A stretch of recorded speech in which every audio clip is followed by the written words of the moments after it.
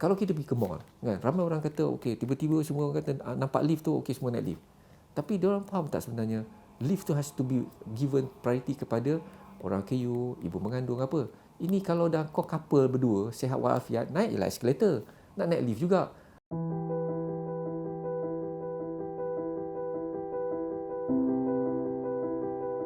Saya Dr. Maidham Muhammad Nazri,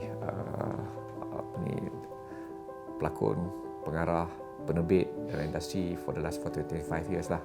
Hari ini saya nak bergerak aktif lah di dalam CSR program saya, iaitu giving back to the community lah.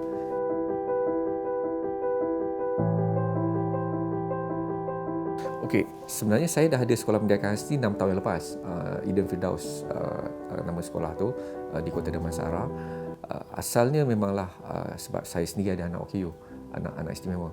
So jadi sejak daripada tahun 2002, apabila dia didiagnose sebagai seorang anak istimewa, dan pada itu saya mula merapatkan diri saya, mendekatkan diri saya untuk mempelajari tentang dunia anak-anak istimewa ni, kerana bagi saya sebagai parents, saya harus memberi juga yang terbaik untuk dia. Walaupun dia anak istimewa, dia tidak boleh ada macam double standard dengan anak-anak biasa.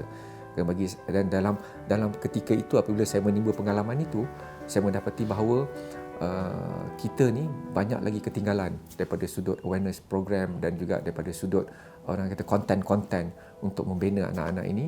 Dan sehinggalah saya sendiri membuat inisiatif pada tahun 2014 saya berhijrah ke Johor untuk hantar anak saya ke belajar di Singapura, untuk saya memahami dan menyelami lagi apa yang dikatakan pendidikan khas itu, apa yang dikatakan sekolah pendidikan khas. Kerana ketika itu saya lihat di Malaysia, yes, kita ada government initiative, tapi saya nampak bahawa under the private initiative tu kurang. Kita kena ada dalam private initiative, kerana kita tidak boleh hanya bergantung harap pada government initiative, kerana government initiative dia ada limitation dia. Jadi apabila saya mendapat information daripada some of the doctors, dia kata one of the best school for special education now paling dekat Singapura lah. Ketika tu dia bagi dua, Singapura dengan Australia. Saya kata Australia jauh sangat, Singapura dekat. Jadi boleh juga saya duduk di Johor dan saya hantar anak saya hari-hari lah ke Singapura ketika itu. Lepas 2 tahun saya balik ke Kuala Lumpur dan saya set up saya punya sekolah sendiri. Dan alhamdulillah dah 6 tahun dah saya bergerak.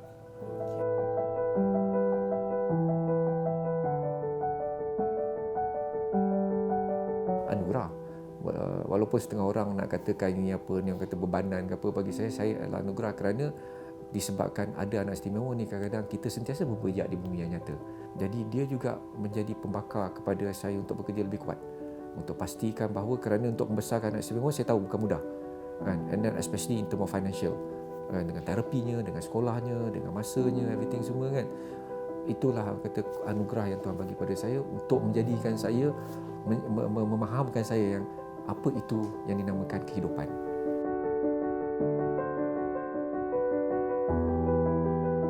Itu biasa. Saya kalau nak kata, sebab tu saya tak terkejut ada setengah parents yang sorokkan anak-anak mereka, kerana sentimen masyarakat di luar sana pun satu hal juga, kan? Kadang dorang ni pun saya pun tak faham, bila tengok orang tu kenapa nak bagi satu pandangan yang kau pandang-pandang macam biasa cukup lah, kan? Kadang bagi pandang tu tak apa. Satu lagi daripada sudut kesedaran mereka tentang priority. Kalau kita pergi ke mall, kan, ramai orang kata okey, tiba-tiba semua orang kata nampak lift tu, okey, semua naik lift. Tapi diorang faham tak sebenarnya, lift tu has to be given priority kepada orang KU, ibu mengandung apa. Ini kalau dah kau couple berdua, sihat walafiat, naik je lah escalator. Nak naik lift juga, kan? Tu benda-benda macam tu kadang-kadang as slim as that pun awareness masyarakat kita pun tak wujud, kan? Mungkin sebab kita ada anak tu, mungkin kita rasalah, tapi pada mereka yang tak ada tu, sekurang-kurangnya janganlah menganggapkan bahawa ini masalah kadang-kadang masyarakat kita. Bila dapat anak tu, ini adalah silap mak bapak dia dulu. Adalah, dia mulalah dia cerita-cerita tentang this mystical issue, benda-benda yang katakan kurafat-kurafat ni mula datanglah, kan. Ini adalah ni dulu ni, inilah tulah pada keluarga ni. So benda-benda macam tu sebenarnya masih ada. I'm telling you, masih ada.